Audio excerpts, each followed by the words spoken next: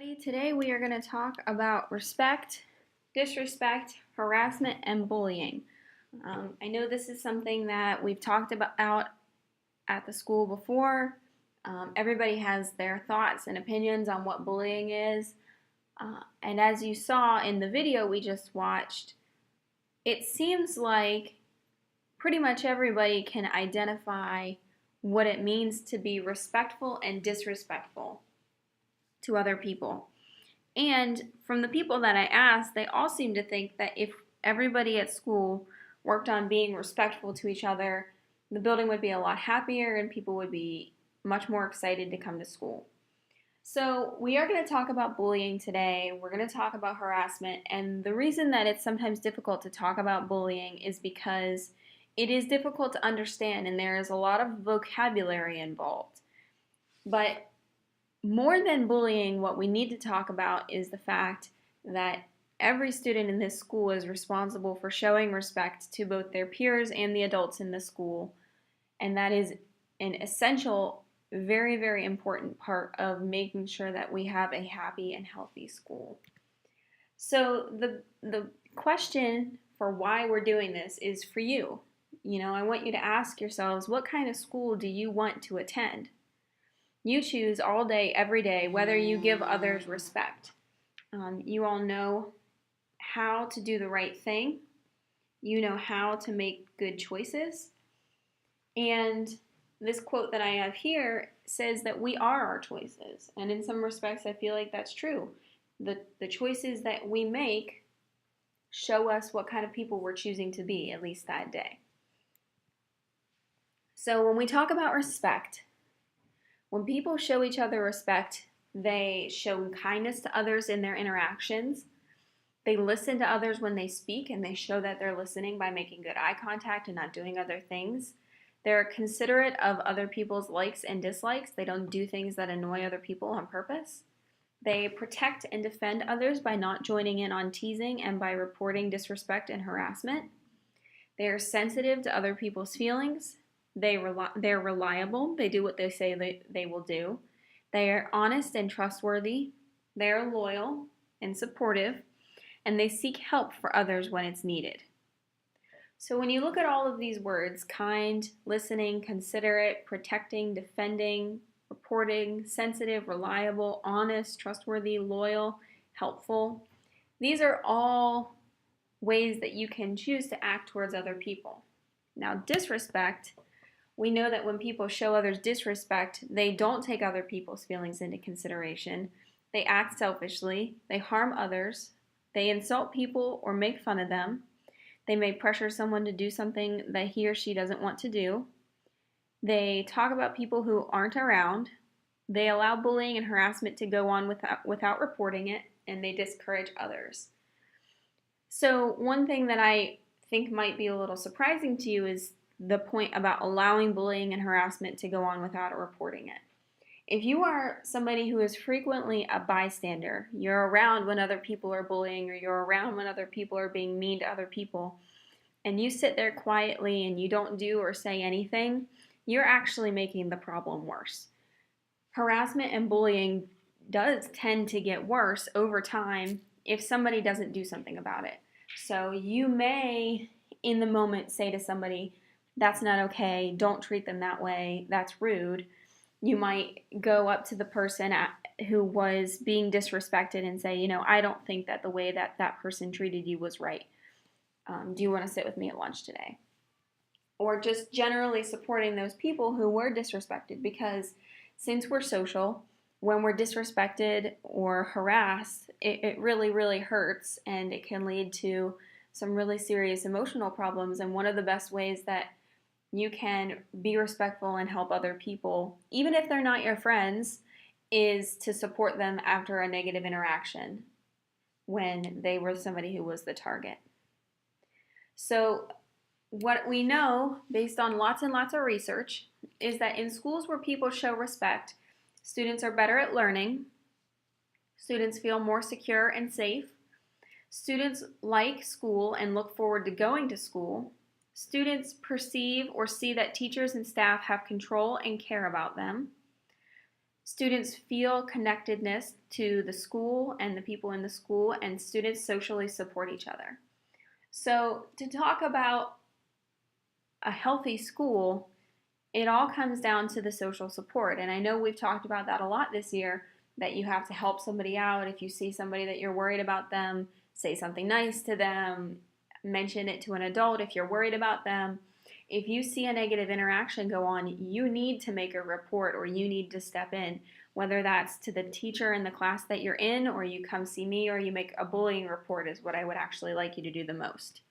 So here are some really important vocabulary that we need to go over, and some of these can be difficult to understand.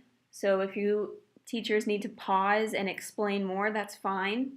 The first word is harass, which means to disturb persistently, to torment, as with troubles or cares, to bother, to pester, to persecute.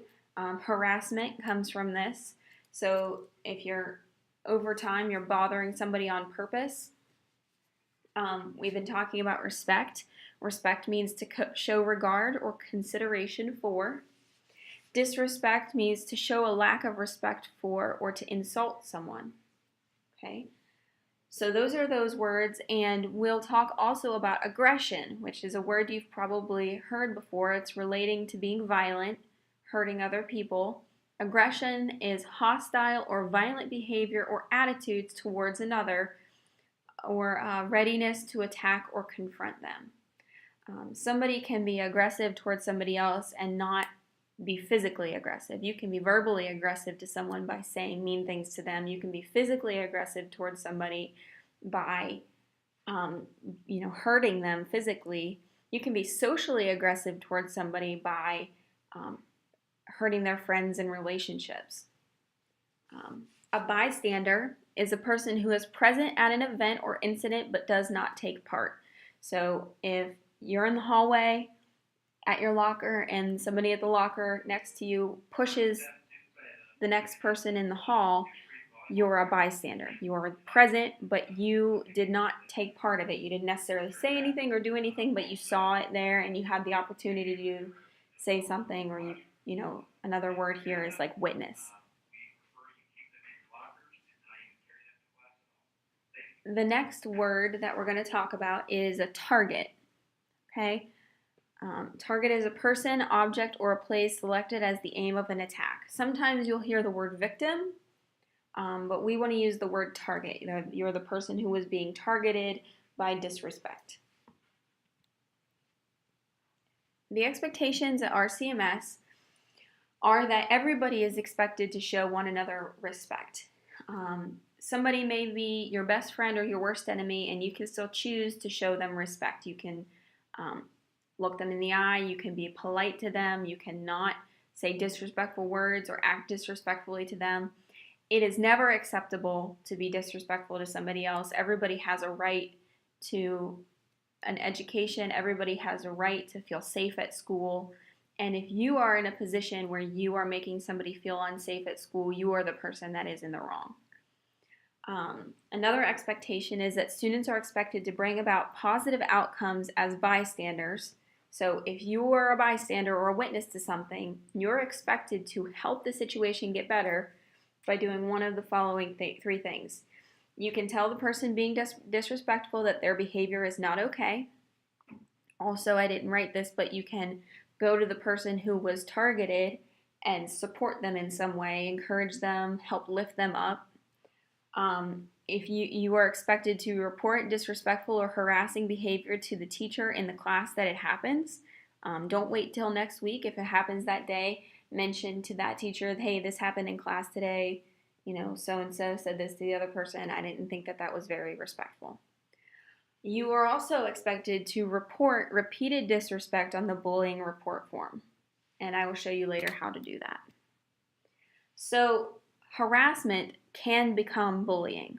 Harassment is not in and of itself bullying. Okay, they're not the same thing. Harassment and disrespect are unacceptable, but you should not call them bullying. And this is a linguistic issue that I know that some people get confused about.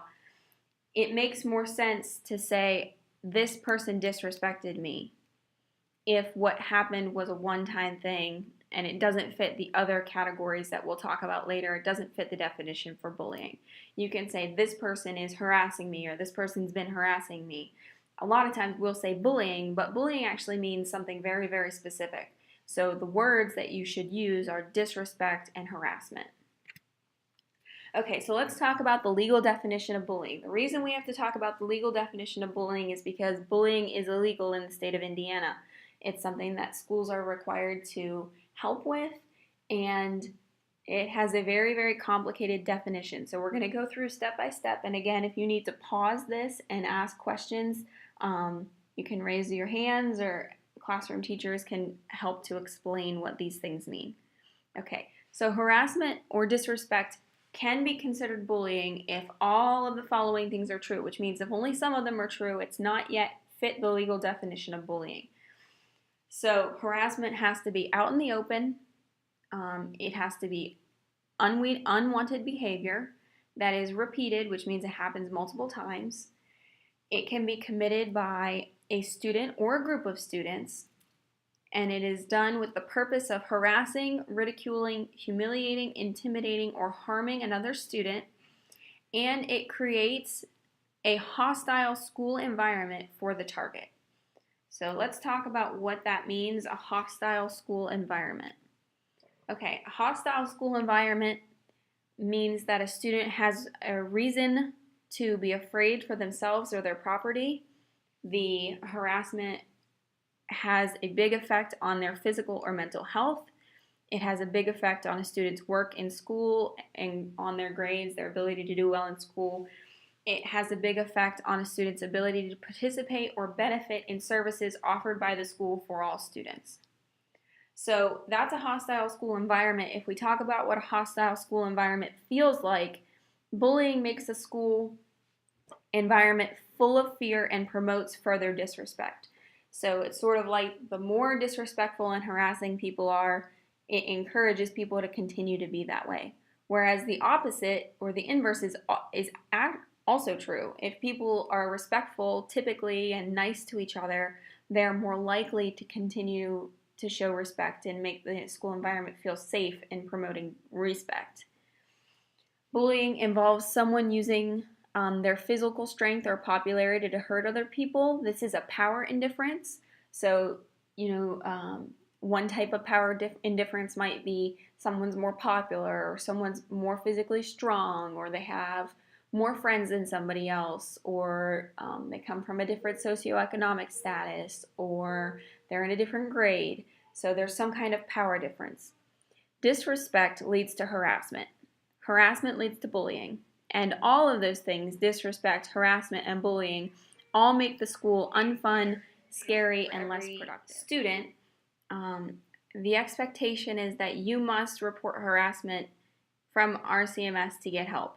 I'm sure some of you have heard me say before, and I will continue to say that I am not psychic. I don't know everything that happens in the school, and neither do your teachers, and neither do Mr. Huffman or Mr. Michael. You must report to an adult what is going on, or we can't help you because we don't know. You must report what happens every time that harassment happens because it is not bullying if it only happens one time. So for it to be bullying, we have to see or be able to show that it has happened more than once. Now, you can make a report that it's bullying and you can explain in your report. It asks how many times it's happened. But I would recommend if new things happen that you continue to make reports. You must report when you think bullying might be happening to anyone. It doesn't matter if someone's your friend or if they're just somebody that you know casually. If you have a feeling that something's going on that fits the definition of bullying, that it's going on multiple times, that it's on purpose, that it fits kind of all of those definitions, or if there's some harassment going on that you think we need to know about, you need to use the bullying report, which is on the RCMS website, rcms.rensselaerschools.org, and it's right on the front page. You can see right here is a part of a screenshot that shows where the bullying report is, which you would scroll down and answer the questions. If you don't feel comfortable making a report, or you need help, or you need a paper copy of the report because you don't have a device, you can come see me. If you have evidence, like screenshots or messages or pictures, save them and show them to Mr. Michael, Mr. Huffman, or myself. Don't delete them. Now, don't then go show them to everybody else, but that evidence can be very important. So let's talk a little bit about types of bullying. There's physical, like hurting someone's body or their things. Verbal, saying mean or hurtful things like teasing, name-calling, threatening, or inappropriate comments.